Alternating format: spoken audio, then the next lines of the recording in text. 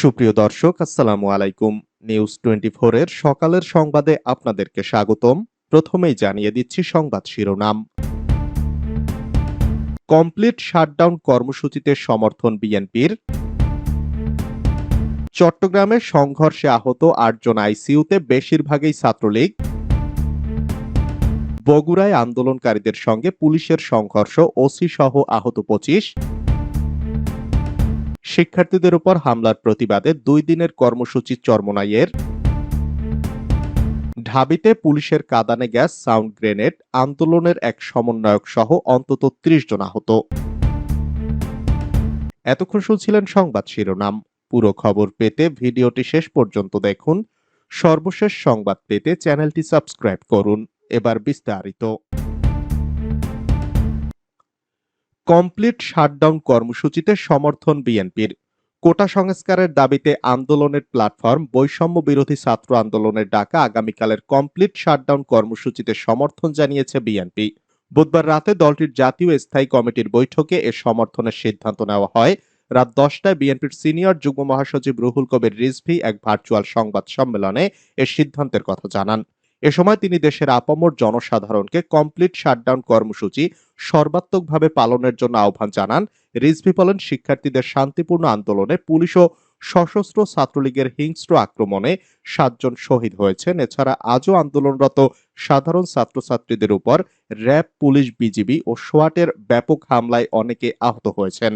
এই ন্যাক্কারজনক রক্তাক্ত ঘটনায় আজ বিএনপি জাতীয় স্থায়ী কমিটির সভায় গৃহীত সিদ্ধান্ত অনুযায়ী সরকারি চাকুরিতে কোটা সংস্কারের যৌক্তিক দাবিতে বৈষম্য বিরোধী ছাত্র আন্দোলনের ডাকা আগামীকাল 18 জুলাই সারা দেশে কমপ্লিট শাটডাউন কর্মসূচিতে সর্বাত্মক সমর্থন জানানো হয়েছে। এর আগে বৈষম্য বিরোধী ছাত্র আন্দোলনের পক্ষ থেকে আগামীকাল বৃহস্পতিবার সারা দেশে কমপ্লিট শাটডাউন কর্মসূচি ঘোষণা করা হয়। চট্টগ্রামের সংঘর্ষে আহত ৮ জন আইসিইউতে, বেশিরভাগই ছাত্রলীগ। কোটা সংস্কার আন্দোলনকারীদের সঙ্গে ছাত্রলীগ যুবলীগের সংঘর্ষের ঘটনায় গুরুতর আহত ৮ জন চট্টগ্রামের ৩ হাসপাতালের নিবিড় পরিচর্যা কেন্দ্র আইসিইউতে আছেন। এর মধ্যে ৩ জনের অবস্থা আশঙ্কাজনক। একজনের অবস্থা বেশি খারাপ হয় তাকে ঢাকায় বঙ্গবন্ধু শেখ মুজিব মেডিকেল বিশ্ববিদ্যালয়ে স্থানান্তর করা হয়েছে। এই ৮ জনের মধ্যে ৭ জনই ছাত্রলীগের নেতাকর্মী বলে দলীয় সূত্রে জানা গেছে। এর আগে মঙ্গলবার বিকাল ৩:৩০টার দিকে নগরীর মুরাদপুর এলাকায় এ সংঘর্ষের ঘটনা ঘটে। বিকাল ৩:৩০টা থেকে সন্ধ্যা ৬:৩০ পর্যন্ত চলে সংঘর্ষ। এতে ৩ জন নিহত ও ১.৫ শতাধিক আহত হন। আহতদের মধ্যে চট্টগ্রাম মেডিকেল কলেজ হাসপাতালে ৮০ জনের বেশি চিকিৎসা নিয়েছেন। এদের মধ্যে ৭১ জনের নাম রেজিস্ট্রি খাতায় উল্লেখ করা আছে। এছাড়া চট্টগ্রামের বেসরকারি পার্ক ভিউ হাসপাতালে ৪০ জন চিকিৎসা নিয়েছেন। বগুড়ায় আন্দোলনকারীদের সঙ্গে পুলিশের সংঘর্ষ, ওসি সহ আহত ২৫। বগুড়ার শেরপুরে কোটা সংস্কারের আন্দোলনকারীদের সঙ্গে পুলিশের কয়েক দফা ধাওয়া পাল্টা ধাওয়ার ঘটনা ঘটেছে। বুধবার দুপুরে ছাত্ররা ধুনট মোড়ে ঢাকা রংপুর মহাসড়ক অবরোধ করে কয়েকটি গাড়ি ভাঙচুর ও পুলিশকে লক্ষ্য করে ইটপাটকেল নিক্ষেপ করে। পরিস্থিতি নিয়ন্ত্রণে আনতে পুলিশ রাবার বুলেট ও টিয়ার শেল নিক্ষেপ করে পরিস্থিতি নিয়ন্ত্রণে আনে। এতে শেরপুর থানার ওসি রেজাউল করিম রেজা সহ অন্তত ২৫ জন আহত হয়েছেন। জনগণ এক ছাত্রকে আটক করে পুলিশে দিয়েছেন। আহতদের মধ্যে গুলিবিদ্ধ ও অন্যভাবে আহত ৫ জন বগুড়া শহীদ জিয়াউর রহমান মেডিকেল কলেজ হাসপাতালে ভর্তি হয়েছে। শিক্ষার্থীদের উপর হামলার প্রতিবাদে ২ দিনের কর্মসূচি চরমোনাইয়ের। কোটা সংস্কারের দাবিতে আন্দোলনরত নিরীহ শিক্ষার্থীদের উপর হামলা এবং গুলি করে নিরীহ ছাত্র হত্যার প্রতিবাদে ইসলামী আন্দোলন বাংলাদেশ ২ দিনের কর্মসূচি ঘোষণা করেছে। আজ বুধবার বিকেলে পুরানা পল্টনস্থ আইএবি মিলনায়তনে চলমান রাজনৈতিক পরিস্থিতি পর্যালোচনা সভায় ইসলামী আন্দোলন বাংলাদেশের আমির মুফতি সৈয়দ মোহাম্মদ রেজাউল করিম এ কর্মসূচি ঘোষণা করেন। কর্মসূচির প্রথম দিন আগামীকাল বৃহস্পতিবার বিকেল ৩টায় ঢাকায় বায়তুল মোকাররম উত্তর গেট এবং সারা দেশে জেলা ও মহানগরে বিক্ষোভ মিছিল কর্মসূচি পালন করবে দলটি। দ্বিতীয় দিন শুক্রবার সারা দেশের সব মসজিদে মসজিদে দোয়া ও মিছিল করার সিদ্ধান্ত গ্রহণ করা হয়েছে। ইসলামী আন্দোলনের আমির মুফতি সৈয়দ রেজাউল করিম বলেন, বর্তমানে ভয়াবহ ও সংকটপূর্ণ সময় বিরাজ করছে। কোটা সংস্কারের দাবিতে আন্দোলনরত শিক্ষার্থীদের উদ্দেশ্যে প্রধানমন্ত্রীর বক্তব্য চরম উস্কানিমূলক। ক্ষোভের বশবর্তী হয়ে প্রধানমন্ত্রীর মতো দেশের নির্বাহী প্রধানের জায়গায় থেকে যে বক্তব্য দিয়েছেন তা তার দায়িত্বের সঙ্গে সঙ্গতিপূর্ণ নয়। প্রধানমন্ত্রী শিক্ষার্থীদের আশ্বস্ত করার পরিবর্তে উল্টো উত্তেজিত করে তুলেছেন। ঢাবিতে পুলিশের কাঁদানে গ্যাস, সাউন্ড গ্রেনেড, আন্দোলনের এক সমন্বয়ক সহ অন্তত ৩০ জন আহত। ঢাকা বিশ্ববিদ্যালয়ে আজ বুধবার দফায় দফায় কাঁদানে গ্যাসের শেল ও সাউন্ড গ্রেনেড ছুড়েছে পুলিশ। মল চত্বর এলাকায় আন্দোলনকারী শিক্ষার্থীদের সঙ্গে সংঘর্ষের সময় কাঁদানে গ্যাসের শেল ও সাউন্ড গ্রেনেডের সঙ্গে ছররা গুলিও নিক্ষেপ করেছে তারা। এতে কোটা সংস্কার আন্দোলনের সমন্বয়ক আব্দুল হান্নান সহ অন্তত ৪০ জন আহত হয়েছেন। তাদের মধ্যে ১০ জনের মতো সাংবাদিক রয়েছেন।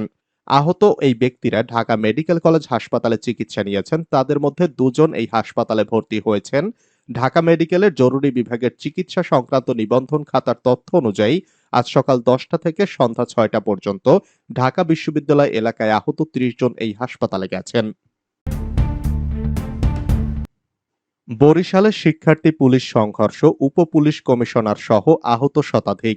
বরিশালে কোটা সংস্কারের দাবিতে আন্দোলনরত শিক্ষার্থীদের সঙ্গে দফায় দফায় দিনভর সংঘর্ষে বরিশাল নগরীর ঢাকা বরিশাল মহাসড়ক রণক্ষেত্রে পরিণত হয়েছে।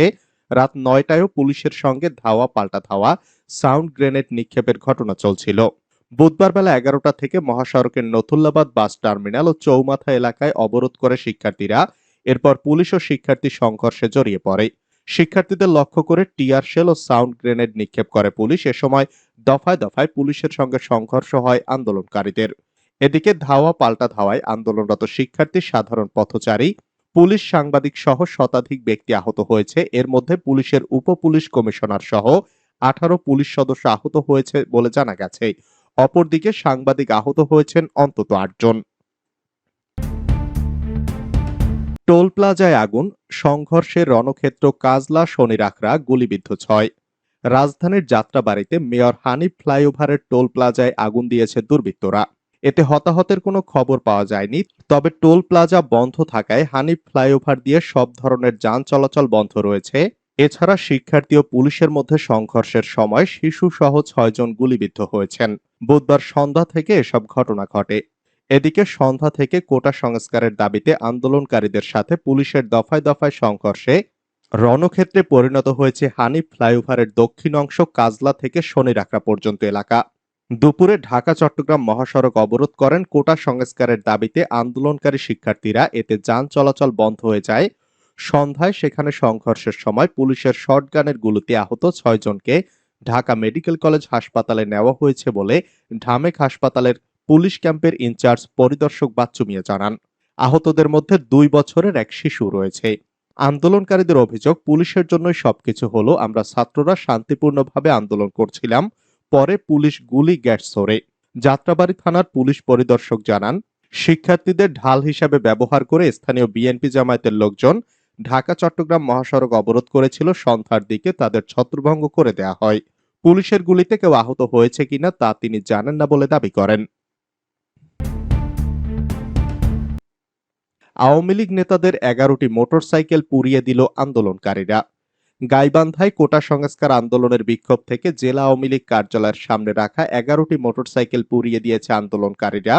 এ ঘটনায় আহত হয়েছেন অন্তত ৮ থেকে ১০ নেতাকর্মী। বুধবার সকালে এ ঘটনা ঘটে। জানা গেছে, সকাল থেকে কোটা বিরোধী আন্দোলনকারীরা বিক্ষোভ মিছিল করছিল। সকাল ১০টায় কোটা বিরোধী শিক্ষার্থীরা বিভিন্ন সড়ক থেকে মিছিল নিয়ে এসে ১ নম্বর ট্রাফিক মোড়ে মিলিত হয়। শহরে মিছিলের এক পর্যায়ে পুলিশের সঙ্গে ধাওয়া পাল্টা ধাওয়ার ঘটনা ঘটে। ছাত্রছাত্রীরা শহরের ১ নম্বর রেলগেট অবরোধ করে রেল লাইনে রেল চলাচল বন্ধ করে দেয়। ১ নম্বর রেলগেটের উত্তর পাশে জেলা আওয়ামী লীগের কার্যালয়ের সামনে রাখা ১১টি মোটরসাইকেলে আগুন লাগিয়ে দেয় কোটা বিরোধীরা। এছাড়া পাথর দিয়ে হামলা ও ভাঙচুর চালানো হয়। সরকারের প্রতি শিক্ষার্থীদের সঙ্গে আলোচনায় বসার আহ্বান ভলকার টুর্কের। সরকারি চাকরিতে কোটা ব্যবস্থা সংস্কারের দাবিতে বিক্ষোভরত শিক্ষার্থীদের সঙ্গে আলোচনায় বসতে বাংলাদেশ সরকারের প্রতি আহ্বান জানিয়েছেন জাতিসংঘের মানবাধিকার বিষয়ক হাই কমিশনার ভলকার টুর্ক। আজ বুধবার জাতিসংঘ মানবাধিকার সংস্থার এক্স হ্যান্ডেলে দেওয়া এক পোস্টে তিনি আহ্বান জানান। ভলকার টুর্ক বলেন, সব ধরনের সহিংসতা ও বল প্রয়োগ, বিশেষ করে প্রাণহানির ঘটনার অবশ্যই তদন্ত করতে হবে এবং দায়ী ব্যক্তিদের জবাবদিহির আওতায় আনতে হবে। জাতিসংঘের মানবাধিকার বিষয়ক হাই কমিশনার আরো বলেন, মত প্রকাশের স্বাধীনতা এবং শান্তিপূর্ণ সমাবেশ মৌলিক মানুষের আমাদের কেউ বের করে দেয়নি, পরিস্থিতি বুঝে হল ছেড়েছি, যা বললেন ছাত্রলীগ সম্পাদক। বাংলাদেশ ছাত্রলীগের সাধারণ সম্পাদক শেখ ওয়ালি আসিফ ইনান বলেছেন, গতরাতে জামায়াত শিবিরের বহিরাগত সন্ত্রাসীরা হলে অবস্থান নিয়েছিল।